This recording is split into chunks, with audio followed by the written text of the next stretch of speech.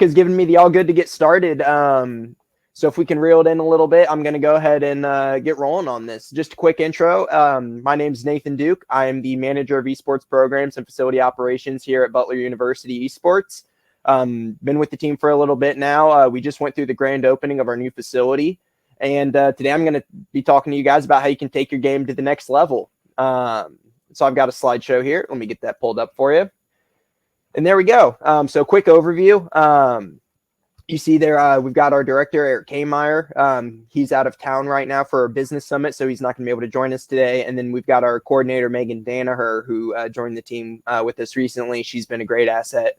And she's going to be working our closing shift tonight as we've got a facility we've got to keep open. So we stagger it out a little bit. But if you guys want to check out any more about us, you can check out esports.butler.edu, and that'll take us to our website and tons of information for you there. But just to go ahead, dive on in here, I want to highlight the three program pillars that we really try to focus on as a university organization, because we think that it not only hits exactly the veins that we want to at the university level, but it also expands out into the greater esports and gaming scene as a whole. And those main pillars are curriculum, competition, and community. Obviously, there's a lot of crossover between all of those. As a college, we care very much about the curriculum. As a competitive outfit, the competition and playing at the highest level against other Big East schools and NACE schools is very important to us. But then the community activations are very important as well, as we like to look out into the community and see ways that we can get tapped into the community in fun and exciting ways. You guys are cracking me up in chat. And then also I'm going to talk about our park a little bit, and we'll go into some of the activations and opportunities that brings, not only to us as a program, but to our students and the people in the community around us. So some of our strategic priorities that we go into are advancement. We want to make sure that we have a good external reputation and brand. And these are one of the things that you want to think about when you're going to be pursuing esports and gaming as a career. It's a very forward-facing industry. And so you want to make sure that you're really poised and protected from, yourself. You want to make sure that you're carrying yourself professionally and that you're representing your brand and your colleagues in the best way that you can. Establish leadership, enhance our holistic vision of well-being for the students, create whether that's creating media content, experiences, or the diverse and inclusive environments that we strive for on campus. Those are all really important. And that goes into building. And so we work with a lot of organizations like the Gamers or BUB Well on our own campus to make sure that we're pushing these initiatives down the line and that everybody's getting the opportunity to be involved in whatever capacity they want to be. So just kind of a quick overview of the esports industry as a whole. As you can see, and these are some outdated numbers at this point as they stop at 21, but you can see that there's been a huge growth in the global esports audience over the last 4 years. What this means is that we see that there are a lot of people that are coming into the space for the first time and choosing to stick around. We've always known that gamers have been all over the world, and they've been very vocal in participating in those spaces. But esports has provided a brand new platform that's able to elevate that as a whole. So you can see that we've got APAC, EU, North America, rest of the world. Like, there is a ton of influence that this ecosystem pulls. And so there's a big demand for different jobs and professionals to come into the space to help operate at the highest levels. Just some of the numbers here. I'm not going to read the screen to you, but the audience is booming. There's a huge demand, absolutely huge demand. As we see, esports is projected to surpass multi-billion-dollar industry. Gaming is a multi-hundred-billion-dollar industry. It is an incredible ecosystem with a plethora of opportunity, whether you want to come in as a program manager, a coach, health and wellness guy, sales, marketing, media, production. There's engineering opportunities when it comes to game development. There's a lot of different things that can feed into esports. And I always tell people that one of the most important things is knowing what your strengths are and leaning into those, because there's not a walk of life that can't have an overlap with esports. There is something for literally everybody to pursue here if it's something that they want to. And so if you've got that passion, we highly encourage you to explore some of these opportunities. And so we kind of break down our holistic vision of how we kind of categorize the ecosystem as a whole into those three pillars. And so in the curriculum side of things, we go over production, there's music, there's the computer science, there's even religious studies. We were talking about the new God of War game in here in terms of Ragnarok. Like, that's a religious study because that's mythology, and being able to build those stories into our games and use that storytelling is a really powerful tool to engage that audience. Entrepreneurship. Somebody's got to market these games. Somebody's got to sell them, get them in stores, get them on these virtual websites to where you can download and play. Sports media, business and risk assessment. Like, we're a live facility here. We have external people come in, and we want to make sure that we're providing a safe and habitable environment to them. And so that's something that's really important too. And journalism. There are esports reporters that their main beats are covering different esports leagues, players, patches, announcements, whether it's E3, Sony Direct, or Nintendo Direct, all of these different outlets and keynotes where the industry is giving the public all this information. There are people that need to record that and disperse it into their different channels. In terms of the community, it's a ton of STEM majors: science, technology, engineering, and medicine. There are a lot of people from these fields that end up working in the esports and game environment. We also have a ton of leagues, venture capital. That's what VC is. The events, the camps, the podcasts, the consulting. There's a lot of what's with all the Family Guy stuff in chat, guys. Let's reel it in a bit. I know we're having fun, but let's reel it in a bit. But so there's a lot of opportunity in terms of all that. In terms of competition, there's a lot of levels of competition that exist within esports. There's pro, varsity, club, intramural, student organization, streaming, high schools, and then even some of the casual stuff that we just do on campus. So there's tons of different ways that you can tap in and get involved in these different scenes. And each one of these verticals has their own need for these different roles and positions, whether it's coaches, managers, health and wellness. All of these things feed into it. And so one of the ways that we tap into preparing people for those opportunities is our esports communication minor. So you can actually get a minor at the at Butler University in esports communications. And so you'll see some of our required core classes there that feed into it. Esports, the world of competitive gaming. It's an intro class that kind of goes over the history and the different things that tie into what makes the gaming ecosystem unique and what's gotten it to this point today. Real world business experience, principles of marketing, and we even have a 300 level esports production class where you'll learn all the ins and outs of what it takes to do an esports event and run a broadcast and to be the guy behind the talent desk or run graphics, replay, cameras, all of these things that go into that environment. Butler currently does not offer scholarships for esports, but that is something that we are working on. We're trying to get those approved so that we can upgrade our quality of recruits and offer more opportunity to students. In terms of some of our electives, you'll see there's a lot of walks of life that come into esports and specifically esports communications, whether it's graphics, shooting and editing, promotion, journalism, media, creativity and innovation. That's a big one too.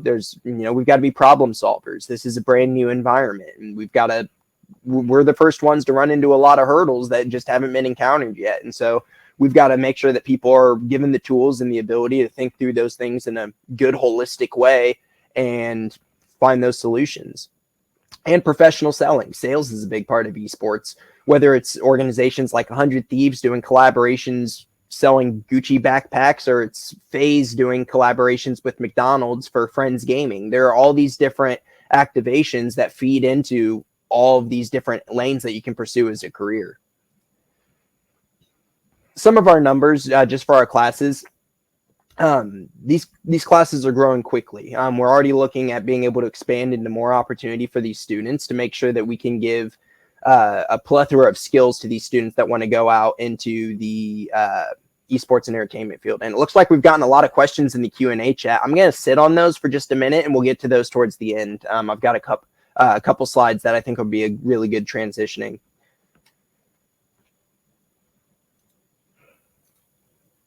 So we've got a hype video here that was made from last year for our teams to kind of highlight the varsity program and some clips from some of our teams. And so I'm going to play this for you guys here real quick. Enjoy.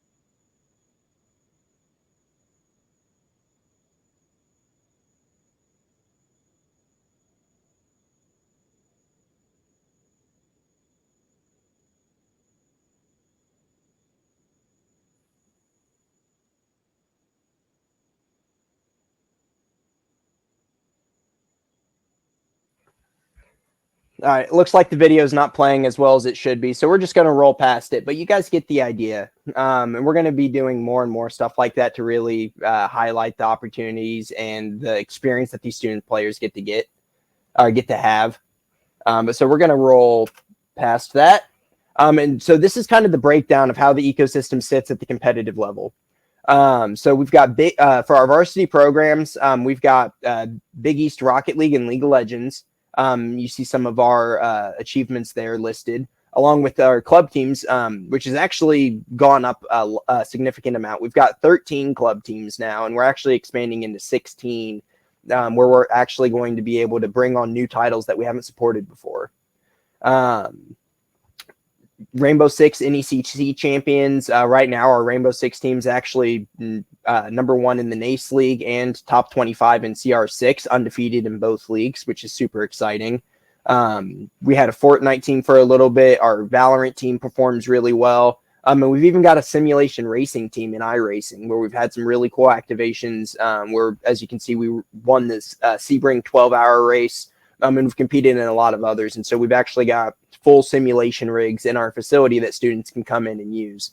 And so this is part of that technology and innovation that goes into crafting these experiences and giving these opportunities. Somebody's got to design that simulator. Somebody's got to write the code for it. And somebody's also got to, facilitate the space or sit down and use it. And so there are all these different ways that people can get involved. And then informal, there's the streamers and the social players. And so in that pyramid, we go from pro, varsity, club, intramural, and you just kind of work your way down the totem pole. And one of the things that we always like to emphasize is that we aren't training students to become professional gamers. If they go professional, that's amazing. We'll support them all the way and we'll help them get there. But our main goal is to give them the tools and the knowledge to be able to pursue esports and gaming as a career, and to set themselves up for a bright future.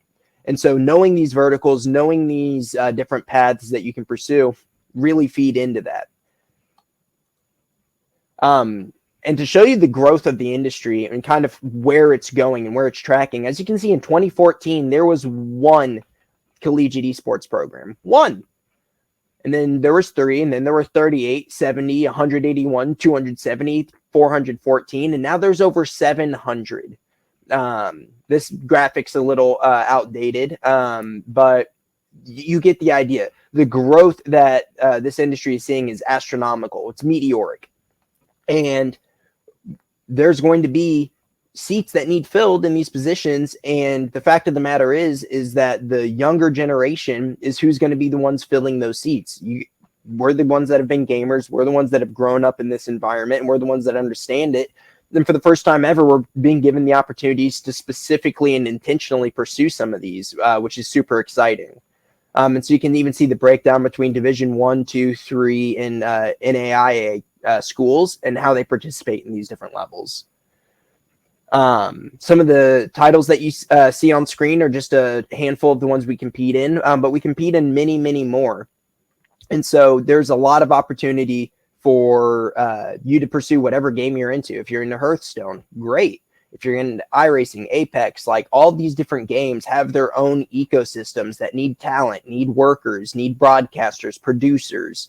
And all these things feed together. And so it's really a very wide net that gets cast by esports. And it's important to let people know that this is a realistic thing that you can pursue now. This isn't some far out there dream of what could be. This is what is, and this is coming. And we want to make sure that people are given the tools and the utility to pursue that. Just to kind of show more of that net that it's casting, each pin on this map is a school that we competed against last year. And so as you can see, we had over 280 matches with 138 opponents. And this year we're already slated for over 350 matches against 150 different opponents. And so there's a lot of opportunity, not just at Butler, but at other schools as well and other organizations throughout the country. And so you can end up, esports is to the point where you can go anywhere you want and there will be esports. Like esports is here, it's now. And there's a great opportunity for you to pursue these things. Just an example of some of those community activations that we've tapped into to show this growth. The Indiana Sports Corp, which has been responsible for bringing the Super Bowl to Indianapolis, the Final Four, college football playoffs. We have a good relationship with them, and they're incredibly interested in esports. They've been working with the 2K League. They brought the 2K League to Indianapolis, and they ran their entire league this year out of the Pan Am Pavilion downtown, which is super exciting. Some of these names are ridiculous, guys. Come on. But then there's camps and partnerships that we can do with like Nerd Street Gamers and FHS. And then there's even the Indie Esports Combine, which is provided through Indiana Sports Corp and a local company out of Franklin, Indiana, Harana Data. We did a hackathon that was sponsored by AT&T with a $100,000 prize pool, and that was before we even had our facility that I'm sitting in right now. That was in our health and recreational center. And so the ceiling is just growing, and the opportunity and the people that are interested in looking for students participating in these fields and trying to start these careers is ever growing. So now I want to take you guys through a couple of pictures of our facility. And so this is the esports park as you come down Sunset Boulevard. So you can see we've got the nice lights and some decals in the window. Right over here, we've got a nice patio area. It's actually got heaters on it, so it can be used year-round. And you can see inside a little preview of the stage and stuff. We've got TV carts that we can roll out here, and there's even speakers. Here's a picture from our lounge area shooting out across the space. So in our lounge area, we've got console carts, study stations. We've even got a concession stand in here that we can turn on and off for larger events. So you can see we've got popcorn, we can do pizzas, we've got tons of drinks, energy drinks, Gatorades, waters. We can really turn on for larger events here. And these are all the things that we're trying to get people and students prepared for so that they can pursue these. Nice picture of up on our stage where you can see some of the technology we use. We've got gaming keyboards, mice, mix amps, nice headsets. All of the stage PCs are equipped with webcams. So that we can pull the exact player perspective into our broadcast. And then this is a picture of our LAN floor. And right now, this configuration that you're looking at is 5v5 on stage and then 2 pools of 5v5. So we've got a total of 30 PCs in this picture. We've currently got 36 PCs that we had 6 rolled off to the side into a warm-up room. But this space can actually support 60 different PCs, so we can do really, really large events and activations, and those require large teams to execute on. And so that brings me into this part, which is our production space. We have a full studio attached to our venue, and so you can see some of the tools that students are learning. We've got audio consoles that we're teaching students how to mix audio on. We've got a VJ wall for students to be able to control the screens and what's going out to them and put up graphics and cool effects for emphasizing the different levels of play. We've got full dynamic lighting rig with smoke machines, lasers, full in-house audio, video switchers. We've got a replay system. We've got live graphics control, and we've even got a wall that supports 4 spectators concurrently, so we can get those custom shots in-game as well. And then, of course, we've got our green screen studio, which it looks like the green's being a little weird. But so we've got the green screen studio with the caster desk. And on the other side of that desk, there's actually monitors recessed into the desk. So students and casters know exactly what's going on. And they have the program feed, plus they've got different screens that they can have exactly whatever perspective they want in there. And so it really gives them the authority and the power to tell the narrative that they want to tell within their matches. And that's another one of the skills that we're trying to train up and prepare these students for. And then, as you can see, that's a fun little shot of us in event mode, which is nice and fun. And so this was from our Battle for Indiana competition we had a couple weeks ago, where we had teams from all over Indiana, like IU and Purdue and Ball State and Manchester, come to campus and compete with us in a 3-day tournament on LAN for Rocket League, League of Legends, and Valorant. And so each team got a different trophy that they could take home. And then the grand champions actually got a championship belt, which was really cool, which was super exciting. So this is kind of a top down in the facility. So you can see it's a very large space, and there are a lot of different ways that we tap students into this. And so we've got students that are undergraduate assistants that come in and they learn either the production or the operational side of things. We've got students that are receptionists. We have students that are shoutcasters. We have students that are team captains, managers, club officers. So we have a treasurer, VP of content, social media teams. And all these things are ready for students to come in and get those hands-on experiences working with professional brands and learning how to develop themselves as esports professionals so that they can pursue this as a full-time career. Little bit of a highlight over Butler. Don't need to really hit on that. Couple ways you can take action. Get involved with us so you can keep up to date with what we're doing. But also tap in with other schools, tap in with professional programs, follow your favorite teams, watch for the league posts. And then also, if you're looking for careers or opportunities, I encourage you to go check out sites like Hitmarker Jobs, where you can go in and you can see the demand for gaming professionals in the industry right now. And you can see that, we need them from New York to Santa Monica and everything in between. There are jobs in Europe, Korea, China. You name it, there's a place for you to get tapped in. And whether that's as a developer, as a producer, director, whatever it may be, there's a way that you can pursue gaming as a career. And the first step is going and looking. So with that, I'm going to open up the floor now to the Q&A. So I'm going to move over and I'm going to start kind of working my way through some of those questions. But I appreciate you guys sitting through my presentation. I know it was a little long-winded, but hopefully now we can get into the part where you guys can ask me questions more specifically about what interests you and what you want to pursue within this space. So how do you enter esports? Great question. And so the way that you can enter esports, it's really dependent on what you want to get into. The first way is just participate. If you see an event that's local or nearby, go check it out. If there's a Twitch stream of a big event, watch it. If you're interested in the computer science side of things, you want to be the programmer, start taking those courses, do some research and see what languages these major studios are looking for. Try to find a job listing and see what the requirements are and start building that skill set.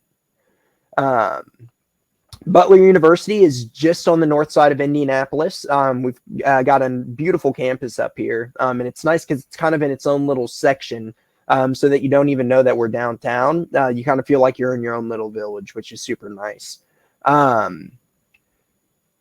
Would this be a good university to learn how to be a better streamer? Absolutely. On-camera etiquette is something that we do teach our students. And in our facility, we've actually got 2 streaming booths that are completely soundproofed that we're eventually going to be kitting out with, 3 screens, dual PC setups, lights, green screen, nice condenser microphone like I'm using today, and help you learn what it's like to be on that side of things. Because streaming's got a very high level of entry. In terms of cost, and the equipment's expensive. And so if we can lower that bar for students, it's definitely something we want to do. I play on Switch Lite. Is that okay? Yeah, play on whatever you want. Gaming's gaming. What does this subject mean that you go to college? Mean you have to go to college? If so, what college would be the best for this kind of subject? Well, it depends. Like I said, the esports casts a wide net. If you want to be in the entrepreneurial side, you can focus on schools that have good programs for that, whether or if it's production or computer science. It's really about narrowing down what you want to get into as kind of your angle, because there's a lot of angles to come at esports from. And the fact of the matter is if you try to be a jack of all trades, you're going to be a master of none. And so it's nice to kind of find the lane that interests you and pursue it with everything. And higher education is incredibly important, especially now as more colleges and universities are turning these programs on. Being able to elevate yourself to that level and understand what the industry practices are, the standards, and some of the more technical know-how that goes into this, it's very important. Is it hard to get drafted into the NBA 2K League? Yes. It's very hard. All of the professional scenes are very, very competitive and require a lot of dedication and practice to qualify for. A lot of people will rise up to that level of competing against those players, but still never break pro. And that's why one of the things we focus on with our students is not just playing the games and getting better at the games, but learning about the industry and how you can start to build a career for yourself outside of being a player. What are your Rocket League players' ranks? So we've got our top players in SSL, and the others are GC3. So they're very talented players, very talented. We have a freshman that joined us this year that I'm almost positive is going to be SSL by the end of the season. How would a high school team start a team, and about how much would it cost? So it depends on a couple of different things. If your school's already got a computer lab, you're halfway there. Check the specs and see if it'll be able to run the titles you want to. At that point, find a teacher to sponsor the club and start promoting it, getting people involved. There are tons of high school leagues and events that you can participate in. There's the Indiana High School Scholastic Esports Association that we've worked with before, and I actually traveled to their state finals to scout for players. So there's a lot of ways that you can get involved at the high school level. And a lot of schools who even have like pamphlets and brochures or be willing to set up a meeting with your administration to help them get started on that. What are the requirements to join an esports team? Same as the requirements to join any other varsity team on campus. We hold tryouts, we go through a recruiting process, and then we select our varsity rosters. In terms of our club teams, however, anybody that wants to play, we'll make sure that they get that opportunity. If we have to make another team and field it and put them in a league that's not as high a level of competition, that's exactly what we'll do. There are programs like NACE that have different tiers of competition. They've got their varsity premier league, they've got varsity, they've got open leagues, they've got JV leagues. And so you can really put your team wherever their skill base is. So it's like if we're playing Overwatch and we have a team full of masters, we'll put them in the top league because they can compete at that level. But if our backup teams like golds and silvers, we're probably going to put them in a lower league so that they can still have a competitive experience and not just get steamrolled by professionals, essentially. How much does it cost? So our facility, if you are a member of the esports club, it is a $25 a semester rate, and you've got full access to the space while we're open. That's it. $25 a semester, and you're good. If you're a community member, though, it's $25 a month, or you can do a full annual membership for $250. Do you plan on doing StarCraft? I know that is very popular worldwide, especially in Korea. Yeah, I mean, if we get students on campus that are going to be interested in StarCraft and are pushing the envelope for that game to come in, then absolutely we'll support it, and then we'll find the leagues for them to compete in, and support them in whatever way that we can. Average yearly salary. It's really hard to pin that down. There's a lot of different avenues that you can get into. You know, if you're a spectator, you're probably not making as much as a director. If you're a if you're a team manager, you're probably not making as much as the general manager. There's a lot of different avenues. But I'd say that the out of college rates are pretty on par with other like-minded sports industries. Who do you main in Smash? Cloud and Mario. I play some Link, but not a ton. How much was the whole place? I do know the number, but unfortunately, I don't believe that number is public, so I can't share that. But it was a pretty penny. We've put a lot of money and resources into this facility, and we've been really happy with the results of that. what is it that you hope to see change in esports as time goes on? I'd like to say the stigma. I think that there are a lot of people outside of the industry that don't get what it is, and they think that it's just guys with Cheeto dust covered fingers playing World of Warcraft until 4 a.m. in their mom's basement, and that's just not what it is. We've got health and wellness programs. We try to keep our students physically fit, active.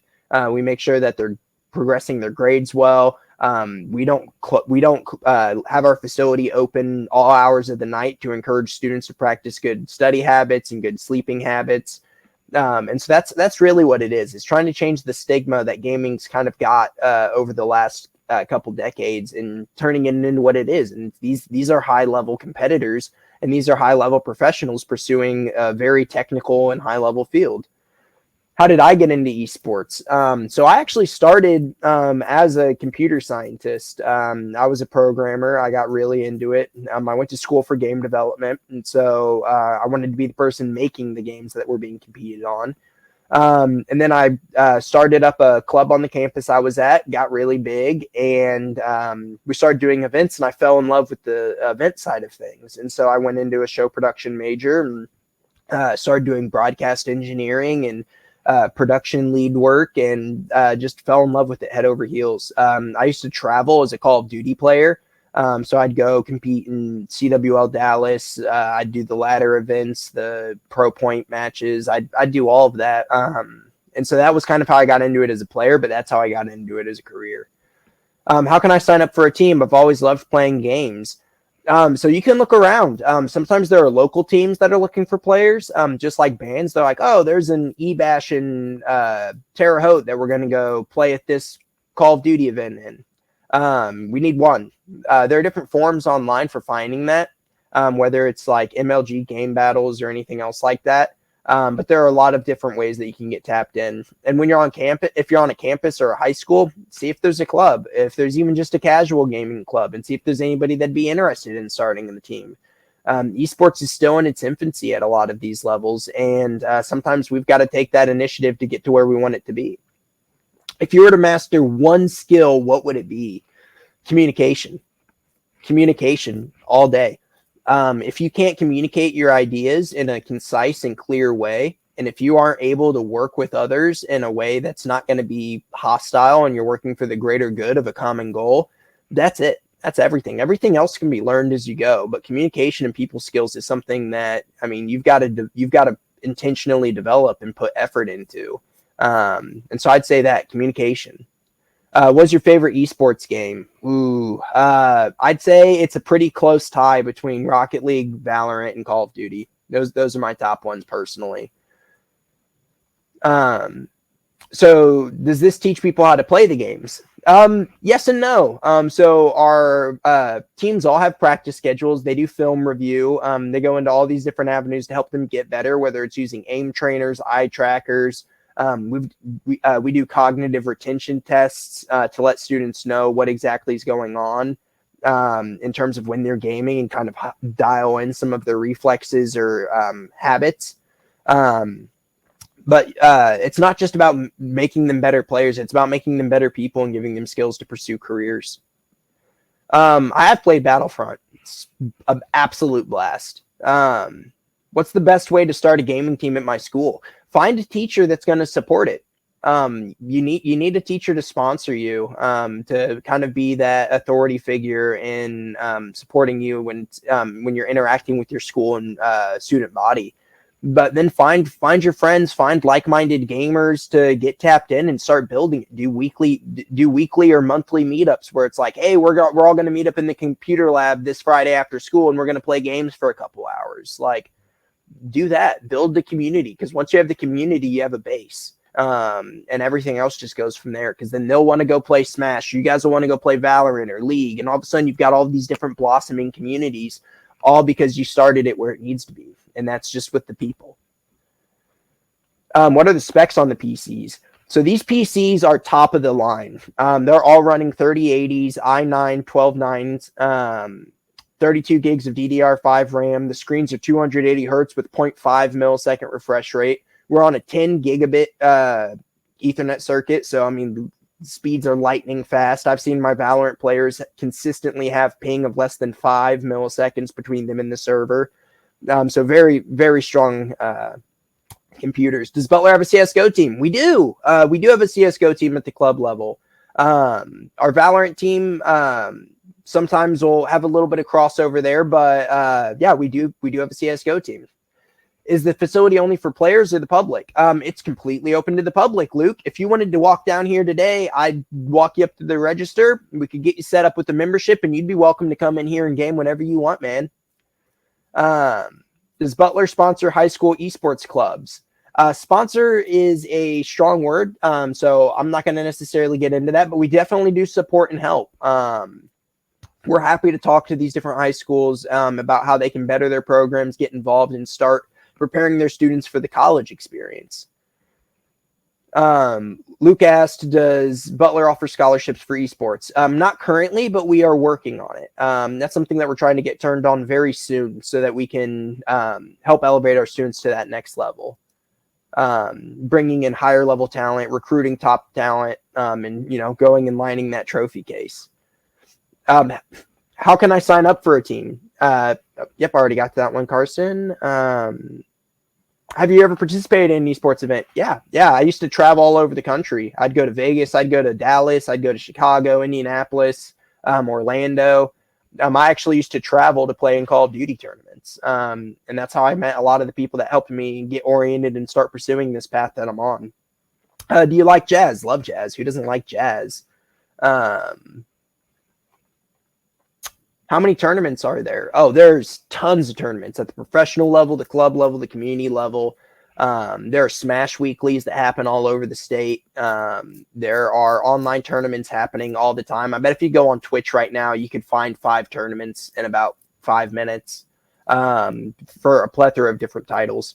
Can you make up to $1 million doing this? Yeah, you can make up to $1 million doing anything if you're good at it. And whether that's as somebody on the organizational side or as somebody on the player side, marketing, sales, product design, development, like somebody's got to make keyboards. Gamers like all of our flashy RGB stuff, right? Well, you know, somebody had to design this, somebody had to make this. And so it's really good to think about things in that light too. Can you bring your own peripherals? Absolutely. Yeah, we've got USB hubs. Go crazy. Bring in your own keyboard, mouse, headphones, mic. Yeah, that's good. Do you want to turn that down? Oh, hi. Yeah. Hey, guys.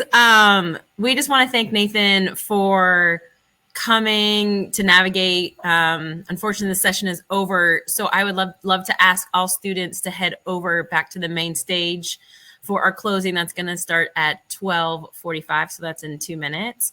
But big ups to Nathan for joining us. This was great. Y'all, your questions were great. The chat, you know, as always, is a good time. So thanks again to Nathan, and we'll see you over on the main stage.